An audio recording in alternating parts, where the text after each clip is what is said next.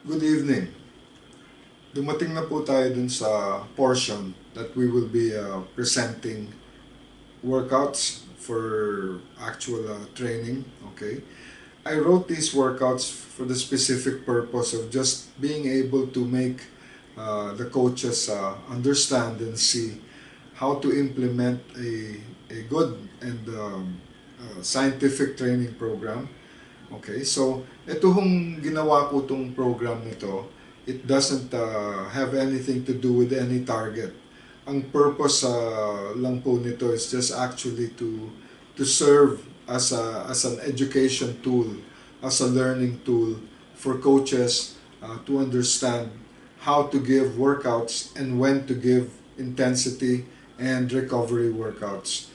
In essence po, it centers only on the ability of the swimmer to work um, and the ability of the swimmer also to recover. So I cannot make any specific workout or target primarily because iba-iba po yung kalagayan ng swimmer natin. The condition of each swimmer is completely different from each other. So I thought it best just to give a generalized type of program so that it will serve the purpose of making everybody understand um, how to administer and how to plan training workouts and a training program, okay, based on what I had presented. Ang key po dito are two things. You need to pay attention to the work that is being done and the amount of rest that it will take to let the athlete or your swimmer recover to do the succeeding workouts. So please pay particular attention to the type of workouts I give as the days go by. No? When I write workouts, I normally think of 4-day cycles. Um, and I believe, which I've been using it for some time, I think it's best to consider 4 days as a typical training duration period to implement and try to get as much as you can from what you really from the type of work that you really intend to achieve. Kung ano po ang gusto ninyong matrabaho ng swimmer ninyo, yun po ang kinukonsider nyo dapat, no? So nilalagay ko po yun inside 4 days. It could be you could have another system. Please feel free if you have another system. I'm just sharing this with you. I can be this may not be for you, as I said. So that's the reason why I'm saying you need to pay particular attention to the work and the rest abilities of your athletes. Okay? Mas lalo po dyan yung mga bata that you will bring up, because if we don't understand what we are giving them at bigay lang tayo ng bigay, they are not going to improve as much as you want. Okay, and pay particular attention to how much work I give to technique and core placement, the core training. So let's get on with the presentations. But initially, I will be featuring a sample of form that you can also use and download from this video, okay, about how to make training tables. Yung nabanggit ko po dun sa mga previous presentations ko.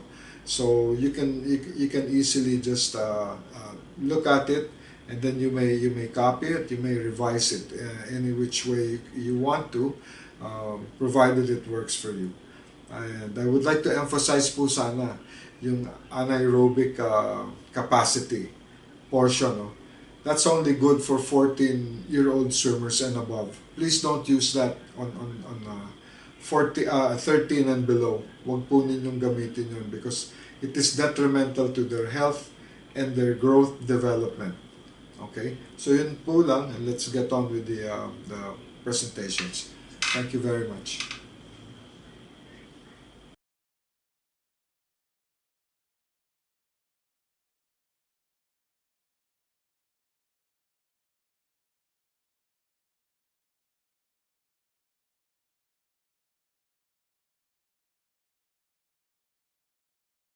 Let's get on with the training menus.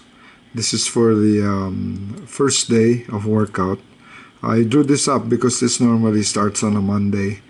Okay, and I have two training menus here for Monday. Okay, so let's start with the morning workout, just to familiarize everybody with how this is being presented. Okay, these are the particulars. Okay, kung ano yung ibibigay na type na training, the kind of training that you will give. Okay, and then the work duration, kung gaano ho nila katagal gagawin. Ito po yung sinabi ko, this is based on actual work time. Hindi ho kasama ho yung rest po dito na gagawin po ng mga swimmer. Yung mga time lang ho na gagawin nila rito pag sinabing work time, ay yung po lang yung talagang actual na lumalangoy sila at nagtatrabaho sila. Okay, then I have some recommendations here regarding what the contents of the training will be based on each particular intensity. Okay, and then the details, the things that you really need to pay attention to na what to look at for each particular time. Pagpapasensyahan na ho po ninyo itong portion na to, pero very repetitious. Ito po talagang repetitious.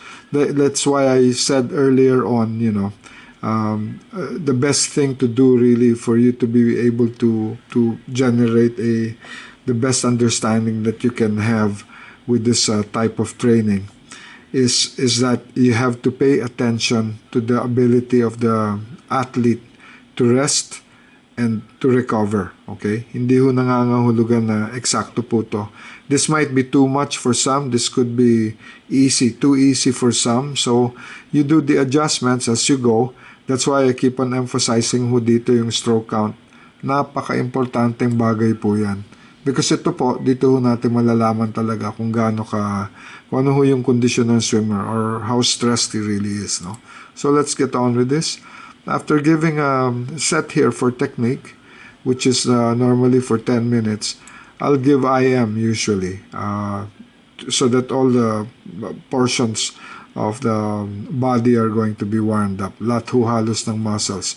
You want to recruit as many muscles as you can, o yung mga muscles na ifa-fire niya at gagamitin niya for this succeeding sets here. Okay, so kailangan i-fire ho ninyo yung mga muscles na ho na yun. And you can start doing that with the initial warm-up. And then there's always core. Ito ho palaging magkaterna when I give, no? Especially to young athletes and young kids, because you would like their core to develop.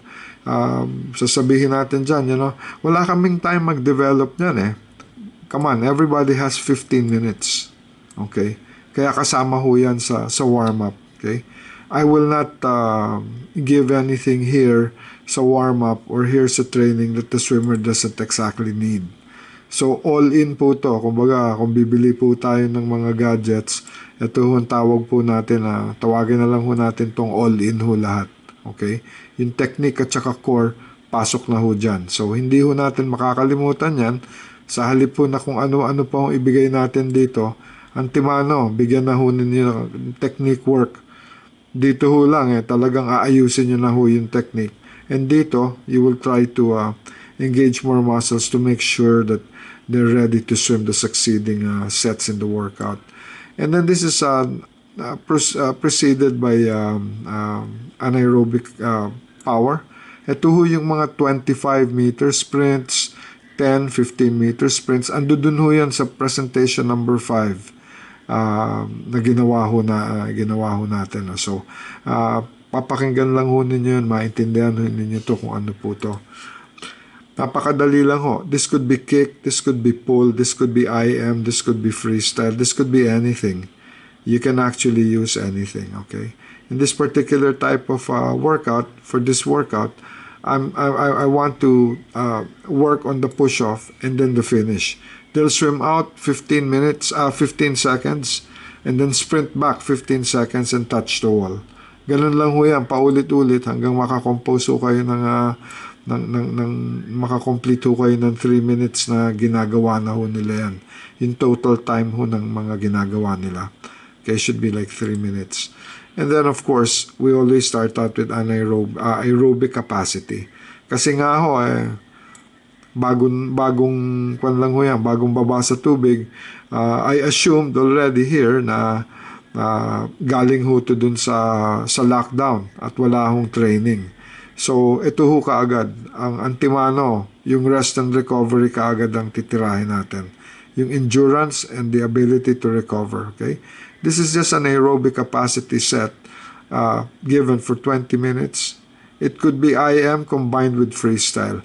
Pwede niyong gawing 25 fly, 50 free, 50 back, 50 free, 50 breast, 50 free. Rambolin ho niyo na rambolin. Pasok ho niyo lahat ng stroke po dyan. Pero yung butterfly, I would suggest if you're going to do more than 25 meters, kasi mga bata ho yan, karamihan. Single arm drills ho yan. Right, left, and then one full stroke. Right, left, and then one full stroke. Okay? Ganun ho paglangoy ng butterfly para maganda ho yung turnover ng bata at saka yung position niya sa tubig, which I will also present later on. No? Meron itong mga videos, papakita ho ako sa inyo, sarili kong mga swimmers, and I will describe to you the work that we are doing. So, it will help you understand. Okay? And then right after this, obviously, you monitor the pulse rate, the stroke count, nakukunin ho ninyo on the third 50 kung lumalangoy ho sila lahat ng freestyle o ng backstroke or whatever. No? So, ayan po ang gagawin po ninyo. Always emphasize this. Pag kinukulit ho ninyo ang mga swimmers ninyo at ginagamit po ninyo to, they will understand that this is very important. Okay? Kinakailangan, you have to emphasize this in your training program. Hindi nyo pwedeng sabihin, sige, swim for 20 minutes. Hindi ho ganon. Okay? Lahat ho yun, may stroke count, may pulse rate, at saka may time. Always, always. Okay? Sa kick, which is considered, this is an aerobic set, 20 minutes then, you can kick with the snorkels on. Okay? Push down. Papakita ko sa inyo itong drill na to kasi ako, bihira na ako gumamit ng kickboard. Practically 100% almost. Okay? 98% di ako gumagamit ng kickboard. I've almost completely eliminated the kickboard from my kick sets. Okay? And again, right after this, pulse rate, yung time, okay, stroke count, di naman natin mabibilang yung kick, di ba? But the pulse rate here, you will get an understanding. Pwede ho niyong kunan ng 2 reads because 2 beses na pulse rate inside 30 seconds kasi medyo nakakapagod ho yung kick because the legs really demand a lot of energy. Mas malalaki ho ang leg muscles natin kaysa ho sa upper body muscles. Kaya ho grabe ho magbigay ng endurance ang kick. Okay, so ako, nakakaligtaan ko ho paminsan yun. Dapat nga ho talaga nagbibigay ako mas maraming kick sets sa workouts. And then, we end it with an aerobic capacity, one swim. Ito freestyle to. Since you're building endurance, yung hypoxic training, ito po yung sinasabi kong mitochondria in my earlier presentations. Okay? Gamitin po ninyo to. It's very effective. Mas lalo na ho pag-develop po ng endurance. Ito ho, parang palaman sa tinapay. Dapat ito palagi halos yung binibigay, in at least 85% of your workouts. You have to think of hypoxic sets to give, no? Sa breaststroke, pwedeng 2 strokes underwater, 2 kicks, 3 kicks underwater per breath, something like that, okay? And then I will end the swimming workout with 10 minutes of technique work. This could be anything. You can make them do drills here. Yung mga drills na meron silang weakness and you would like to work on. This is one of the best times to give it kung pagod.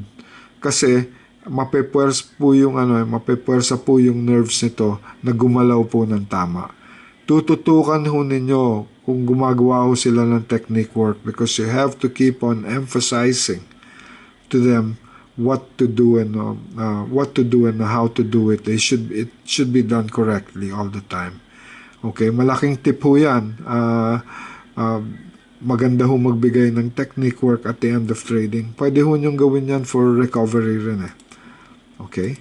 And of course, we always finish up with what we call yung stretching, static stretching.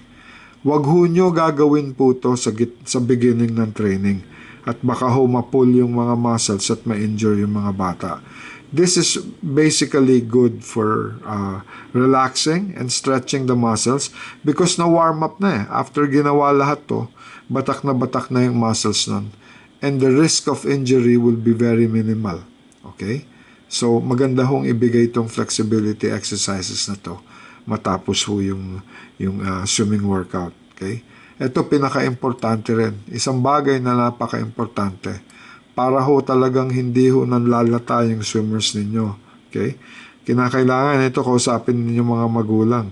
Pagtapos ho ng stretching, kailangan ho kumain ho kaagad ng snack. It could be anything, a sandwich, could be anything. Basta makakain po sila para lang ho mapalitan ho yung carbohydrates at saka yung mga nutrients na nagastos ho nila sa training. Kasi inside 20 minutes, pag kumain sila inside 20 minutes after they have done all this work, bukas pa ho yung sistema ng katawan. In short, parang nasa training mode pa po yung katawan nila. Kaya kung ano po yung kakainin po nila o iinumin po nila, papasok po yun sa katawan. Okay? At marireplenish ho. Mapapalitan ho yung mga nagastos na nutrients that was burned up and used up in training.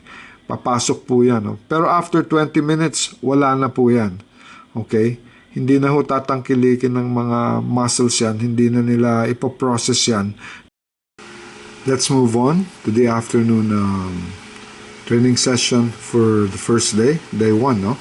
So, ando dito ho yung mga description kung ano hong mga training. And then, as you notice here, I give also, again, technique for 10 minutes. This could be anything. You can want to work on any other stroke. Pwede rin, di ba? You can work on IM. It's good to work on IM. The core training, I normally switch it to yung back muscles naman. So the core training here will be more for back floating. It could be in form of sculling. It could be in form of other types of swimming drills that you may want to use, just to entice, to strengthen, and to fire the core muscles being used for the position, body position in the backstroke. And then here for the anaerobic power, ito ho yung mga sprints. That's only good for about 3 minutes total time. Okay. I will probably make them do their main swim here. Kung breaststroker, it could be kicking sets, it could be pulling sets, and then later on sprint swims. So I always try to give something like this a set in succession para ho na-orient ho yung katawan, dahan-dahan ho nagpo-fire yung muscles, and it gets a technique in order and in place, no? So this could be anywhere from the start. I can use starts or I can use push-offs for 25 meters. Pwede din naman yung wall approach kagaya ng kanina umaga. You can work on turns here for specific strokes. Okay? And then you have here aerobic capacity 2 plus aerobic capacity 1. Bakit po nang ganyan? Okay? I would like to introduce and see the type of condition they have, okay, and make them work swimming pacing work for 800 and 1500 meters freestyle. So mangyayari ho niyan, ang first part po, aerobic capacity 2 for 10 minutes, okay, and then aerobic capacity 1 for 10 minutes also. Bakit po may aerobic capacity 1? Kasi po, you're training the body to recover. Dito po nanggagaling yung endurance. Ito po, this stimulates the body to swim the pace, and it needs to turn on the energy system to swim this particular pace or intensity. And right after, immediately after, no rest. Pagtapos po na interval dito, you want to take the pulse rate here, immediately go to aerobic 1 because it will train the body to recover. This is what this set is all about, okay? I would normally introduce freestyle for this. It could be IM, but since it's the beginning of the season, I will make them swim freestyle. Ginagamit ko rin ho ang backstroke dito. We have time trials. We have time sets for 800 meters backstroke. Okay, so talagang it's important for you to work the endurance in as many strokes as you can. Huwag lang butterfly at saka breaststroke for 800. Mas lalo na po kung bata, kung talagang wala akong may dudulot na kabutihan yun, just like what I previously presented, no? Now, right after that, ang pinaka-effective po dyan, probably, is to give, this is what I would do, is to give a pulling set to freestyle, hypoxic. I might give 400, I might give 600, or, anything that's going to cover 10 minutes. Okay? It could be 2 times 400. It could be 3 times 200. Okay? Pero, breathing 3, 5, 7, 9 for every succeeding 50. Dito po ang importante. Okay? No rest in between aerobic capacity 2 and aerobic capacity 1. Hindi ho, although this is one set, kadugtong ho to, you don't stop here for 5 minutes talking and then do this. Antimano, pagkuha ng pulse rate dito, push off, get off the wall and swim this. Okay? Ganun ho yan. Okay? Otherwise, you lose the opportunity to train the body to recover. Kung 5 minutes na nakatiwangwang lang doon, nakapagpahinga na yon, hindi na recovery yon. So, you want yung habang pagod pa, lumalango yung activity because you're training the energy system to recover. Kaya ho nga ito, aerobic capacity 2 plus aerobic capacity 1. Kailangan ho tuloy-tuloy. Okay? You can give 2 sets of this or 1 set of this, depending kung ano ho yung kaya ng swimmer. Okay? So, you always have to take the pulse rate for 2 counts because you would want to know how they are recovering. Ito po, mas kompleto. 2 counts for the pulse rate, the stroke count, the time that they're doing, you want to assign a time that they need to do for the particular distance, and the number of breaths that they should take.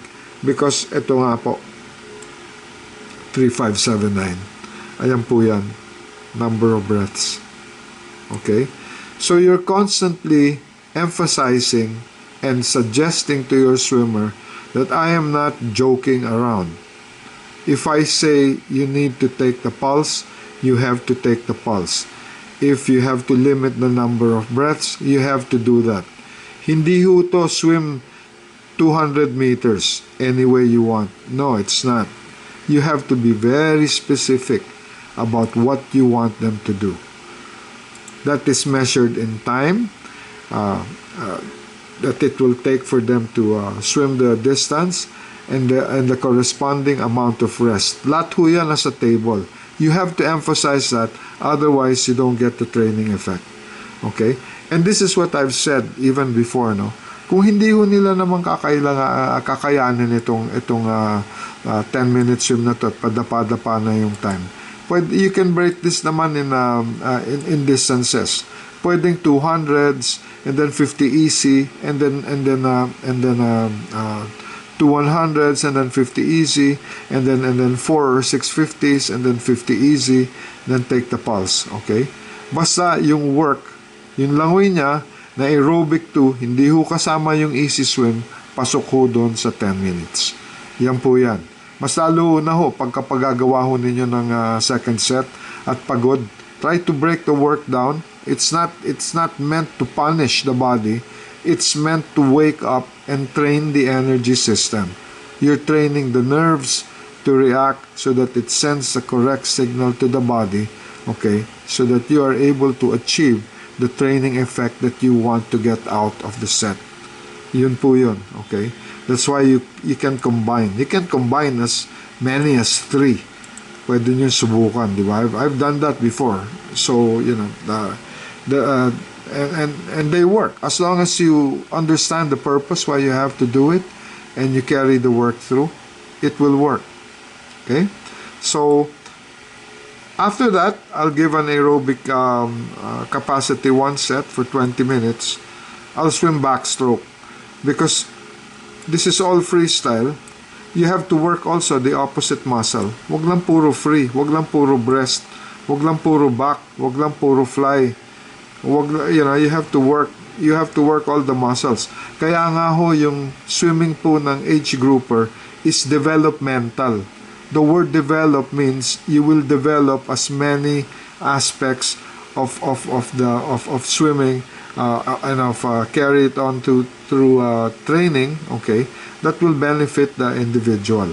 Kung puro freestyle lang yan at puro 25s na sprint, puro 50 na sprint, it defeats the purpose. Okay? Eventually yan, you're going to be running out of things to do and things to swim. And always, as I always say, okay, get the pulse rate twice, get the stroke count, always make them do the stroke count, okay, and then always be on top of the time. If they're loafing o nag-i-easy-easy ng ganun, paulit lang nyo ulit. Dito nyo paulit. Paulit nyo lahat ito.